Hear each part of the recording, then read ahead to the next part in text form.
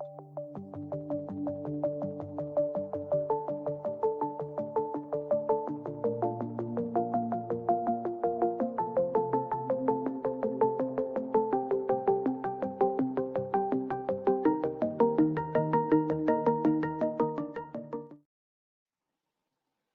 and welcome back to Life.EV, podcast that dives into exploring values.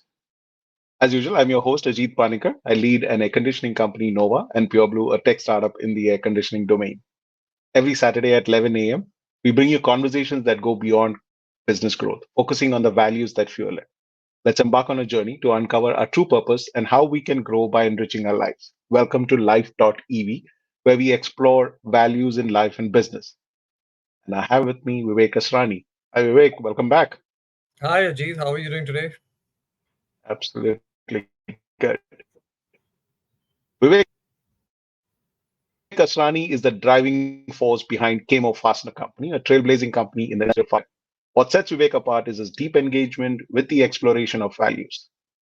For close to 4 years, he has dedicatedly penned his reflections on this topic every week. These insightful thoughts are accessible on his website, vivekasrani.com. Additionally, Vivek has authored the book One Day at a Time Reflections from Times of Silence, which further delves into his journey and insights. This thought provoking read is available on Amazon and also on his website, offering readers a chance to engage with his profound understanding of values and their role in both personal and professional lives. In today's episode, we're delving into a topic which is dealing with our pain. Vivek, let's hear your reflections on this. So, Ajit, all of us have experienced pain. Maybe some of us are experiencing pain even at this point of time in our life, right? We've all experienced pain, we've all dealt with it in our own way. And it's not that if we've experienced pain and dealt with it, it goes away once and for all. Pain comes back. And I would like to start by, reading the first paragraph from my reflection on this. To deal with our pain, we need to understand our pain. Often, pain is nothing but the emotion attached to the event which we continue holding on to even when the event has passed. Handled correctly, not only can we rid ourselves of the pain, we can even use it to our advantage in our growth and development. So, pain is an emotion attached to something that happens. So, in life, there are two things: there's the fact and an emotion attached to the fact. I'll give a simple example. Somebody we love dearly passes away. Now that's a fact. Intellectually, we all know that we're not going to live forever. And yet, when that incident occurs, when that event actually occurs, we go through an emotion attached to that event. That emotion is where the pain resides. The pain was not in the event, it was in the emotion attached to the event. So when we learn to distill the event and the emotion attached to it, that's the starting point in recognizing where my pain resides. That's one. Second is, it is very natural. I mean, if you say that, okay, so does it mean that we shouldn't feel pain? No, I'm not for a moment saying that. All I'm saying is that recognize where it resides and where it is coming from. The momentary pain, because we're all human, the emotion will come, is very natural and it should be there. We can't suppress it. But if we continue holding on to that emotion for the rest of our life, then we have to understand that we are also, Ajit, holding on to that pain for the rest of our life. You said something to me a few years ago. I didn't like it, right? Now the event is over. At that point, the emotion was there, it's over. But I'm holding on to that emotion. So I'm holding on to that grudge and that anger against you for all these years. So then if I ask me that how's life, and I'm like, no, life is not good because I live with a lot of pain. But if you're living with a lot of pain because you choose not to let go of the emotion and you're still holding on to something that happened. So I think this, as an introduction to what is pain, for me has been extremely helpful. And then I've gone on to say, Ajit, in the reflection as well, that we can turn pain to our advantage. So what do I mean by that? So when we lose somebody, we obviously feel the pain, and feel a certain amount of sadness. But at that point of time, if we allow all the happy and good memories of that person to enter us, and we say, okay, and I'll share this with you, and with our friends who've been watching this podcast. When dad passed away, I remember passed away in Lonavala. I was in Bombay, and I drove there, and he was already gone. And Ajit, the first thought and the only thought I had when I saw him, I said, you know what? Only good and happy thoughts about him. I mean, obviously, I was pained that my father passed away, but I said my biggest tribute to this man and to this great father would be all good and happy thoughts of him. So, pain can give way to joy. Second is, we go through a lot of painful experiences. We make mistakes, we have losses in business, we have breakdowns in relationships, we make mistakes, and it leads to situations which are painful. But in and through those situations, there could be a lot of learnings and insights. And if we were to take a step back and forget the emotion of the pain, but see what we've learned through that situation, pain can give way to our growth and development. Very often we see others going through a certain amount of pain, and sometimes it reflects on us also because we're so close to them that we feel it. But then that pain gives way to compassion. It evokes a certain level of compassion in us. Often when we are going through pain, there are others who come to our help and who become a support system for us, and then we suddenly realize, in and through our pain and the difficult situation we're going through, that there is so much to be grateful for, and we are so blessed. So pain gives way to a lot of gratitude. Okay. The one thing which I have always believed, that we feel pain because we have felt love at some point of time. Because I have loved, I feel pain. If I didn't love somebody and something goes wrong with that person, I don't think I'll feel that kind of pain. Because I love a person so much, because I love my business so much, because I love my family so much, when something goes wrong, I feel the pain. So when we recognize that my pain is actually rooted in love, then pain gives way to love. And the last thing which I will say, which is very difficult, and I have personally experimented with this, Ajit, and it was quite remarkable. And I'll share that example in our podcast a little later. That there are people who hurt us, and because of whom we feel pain. And when we find it in ourselves to rise above that pain and think well of them and forgive them in our own way, then pain gives way to forgiveness and a sense of humility, knowing that we are as capable of making those mistakes. So, dealing with our pain is really about understanding what is pain, where it resides, and when we are experiencing pain, it can actually give way to a whole lot of other things which are positives in our life. Vivek, this also brings me to a thought, and I wanted your opinion on this because often when someone's going through any kind of pain, it could be physical, it could be mental, it could be business, they're all different natures of pain, right? And this I have personally experienced also. Um, some people talk about it, some people don't. And one thing which they all believe is that my pain is the biggest. But the very understanding that pain is universal is very humbling in the sense when I listen to somebody else's pain, I just realize that my pain is really small. Have you gone through this kind of a situation? Because I have been through that situation. And then just because my pain has suddenly become solved, I feel lighter and I think, yeah, I think I can solve this, but I think he needs my help to solve his pain. Have you ever been through these situations?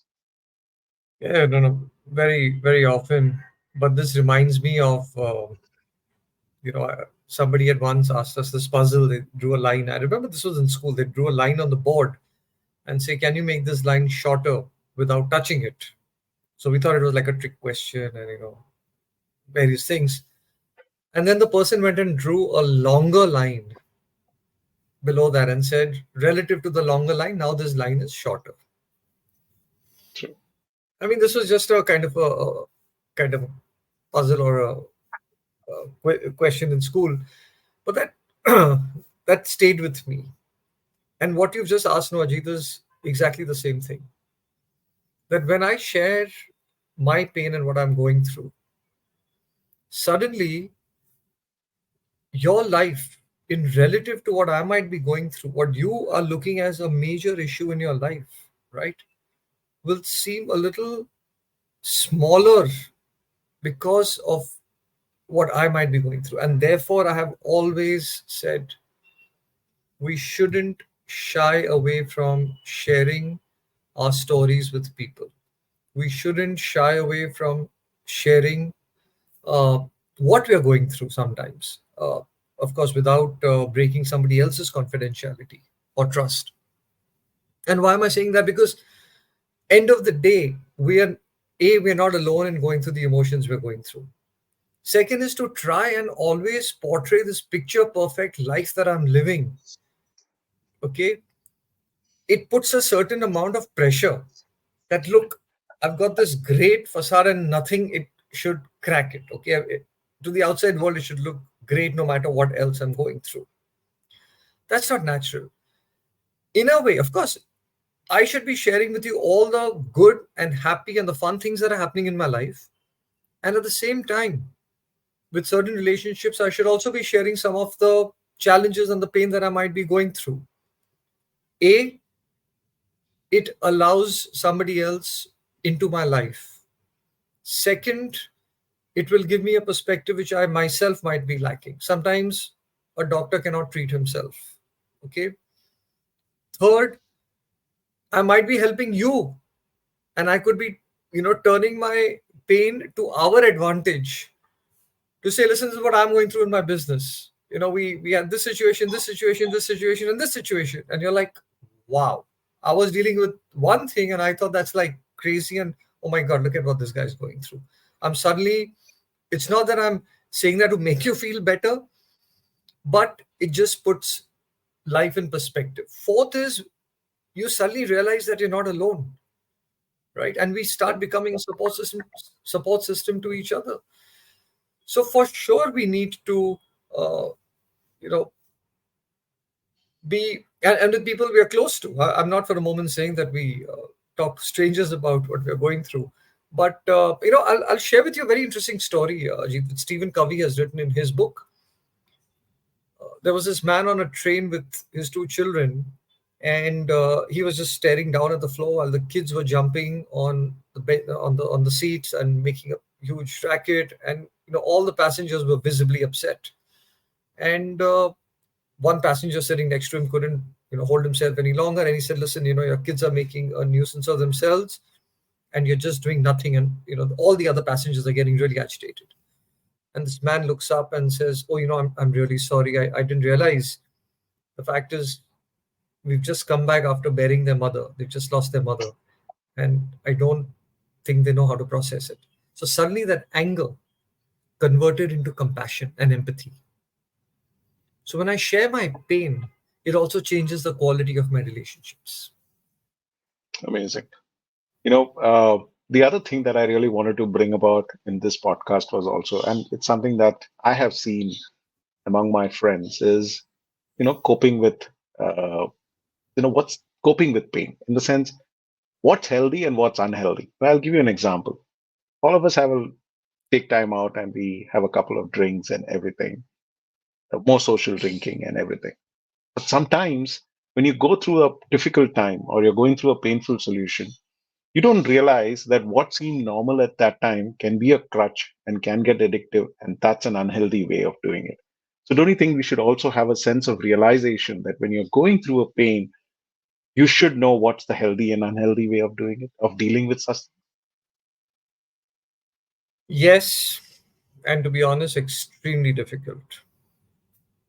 And I'll tell you why difficult. In a uh, regular, I'm using the word regular as relative to going through a painful experience. You're in a certain frame of mind, and there's a certain clarity which you have in life.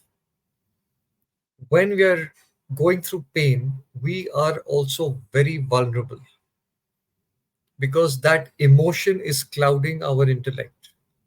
It is taking away from us that clarity, the positivity, and the anchoring to some of our principles. Because we are so pained and we are so hurt, sometimes we just react in a manner. And that reaction or that escape could be in something which later on we come back to say, I should have known better. So it's, I think, very important, Ajit, and I think what you've touched on is very critical. That when we have fever, if it lasts for more than a day, we go see a doctor because our worry is that that fever could be coming from something which may need immediate attention, right? We don't allow a fever to stay in the system. It's the same with pain. If we allow the pain to stay in our system, it takes root. So the moment we experience pain, the moment we find that, look, this has entered my system, we need to rid ourselves of that pain. And how do we rid ourselves of that pain? Partly by talking about it to somebody. And when you express it and you share your vulnerability with somebody, it itself reduces in a way. Partly by giving ourselves a perspective, and partly, and that's what I said, that I'll talk about this real life example which I've experienced. We had this very nasty income tax officer who, because we were not willing to bribe him, uh, not only not only gave us an adverse judgment, but reopened the prior 4 years assessment and the next 3 years. So we were in appeal for 7 years with the income tax department because I refused to pay 25,000 rupees to a corrupt to a corrupt income tax officer. I was livid. I was angry, and legitimately so, right? And there was a lot of pain, lot of hurt, lot of anger. When I sat down one day, Ajit, and I said, this anger and pain that I'm feeling is not healthy for me. Forget what he's done. Why am I compromising myself? And I said, the only way I can get rid of this pain is if I think well of the person who has caused me this pain. I actually prayed for that man and I prayed for his well being. I used to meet him for work. And on the second or third meeting, he tells me, he says, I shouldn't have done this with you. You will win an appeal. I said, I know I'll win an appeal, but you realize what you've put a small, medium business through. But honestly, I was, I had a feeling of liberation. And because of that liberated feeling, I was able to apply myself and we won all the 7 appeals. Because actually, there was nothing, I mean, the case was flimsy. It was just that he was a corrupt guy. But I'm saying I was able to rid myself of the pain with praying for that very person who has hurt me. Amazing. Tell me something. How much of this also comes from the fact that this is you have uh, time as a healer, because there are certain kinds of pain that there are no solutions for it, right? We all know about it. Loss of business, somebody causing harm to you, loss of a loved one. There's no solution. And how much is all about a mindset saying that, listen, it's my journey. I have to go through this, and time's the healer. Do you also believe in a concept like that? Of course, of course. Time is definitely a big healer. And the one thing I think we have to keep reminding ourselves is that the only time that we really have is the here and now. Because what's happened, we can't undo. What is going to happen, we have no control over. We have no idea. We don't even know how much time we have. I'm not saying this in a fatalistic way, but I'm just saying this in a very practical way. The only time we really have is the here and now. If we live with constant awareness, always in the present, and making the present moment the most important in our life at that point of time.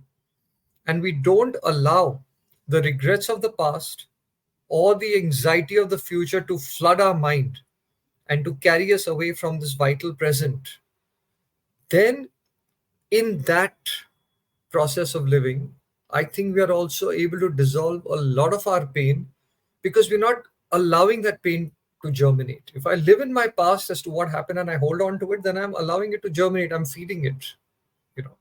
Or if I'm looking ahead all the time and always anxious and worried, that might pain me. That look, I don't know what's going to happen and feel very painful as to what the situation is going to be like. But if I'm in the here and now, easier said than done. But I think that's if you're saying time is a healer, then living in the now is the best healer. Awesome. Well, that's what time we had. That usual 20 minutes is up. That helps us get through these thought-provoking discussions. We would encourage our listeners to share these ideas.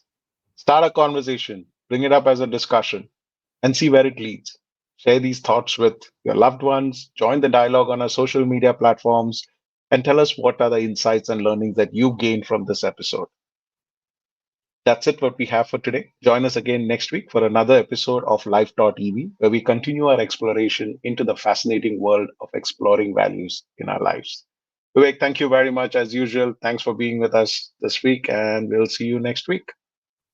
Thanks, Ajit. My pleasure. Take care. We are on episode number 43. That's it. See you guys next week. Bye bye.